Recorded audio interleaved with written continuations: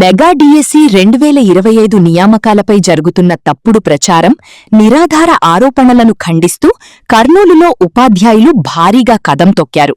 కర్నూలులోని కొండారెడ్డి బురుజు నుంచి mega DSC 2025 ఆత్మగౌరవ rally ఘనంగా ప్రారంభమైంది.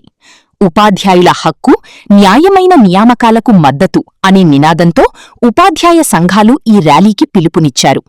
సంఘాల పిలుపు మేరకు ఉమ్మడి కర్నూలు, కడప, అనంతపురం జిల్లాలకు చెందిన నూతన ఉపాధ్యాయులు పెద్ద సంఖ్యలో కర్నూలుకు తరలివచ్చి ర్యాలీలో పాల్గొన్నారు.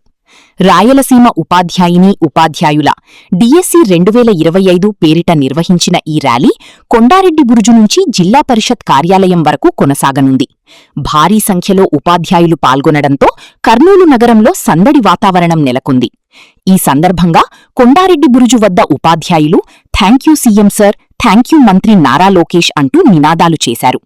మెగా డిఎస్సి ద్వారా తాము అర్హత సాధించి ఉద్యోగాలు పొందామని, తమ నియామకాలపై అనవసర ఆరోపణలు చేయడం సరికాదని పేర్కొన్నారు.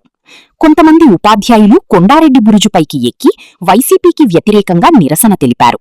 కష్టపడి చదివి ఉద్యోగాలు పొందాం, ఎవరికీ డబ్బులివ్వలేదు, మాపై వైసీపీ దుష్ప్రచారం చేయడం తగదు అంటూ ఆగ్రహం వ్యక్తం చేశారు.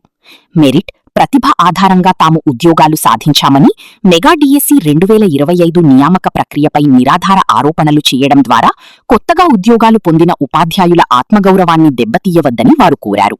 ఉపాధ్యాయుల ఆత్మగౌరవాన్ని కాపాడాలని, న్యాయమైన నియామకాలకు మద్దతుగా నిలవాలని ఈ సందర్భంగా ఉపాధ్యాయ సంఘాల ప్రతినిధులు పిలుపునిచ్చారు.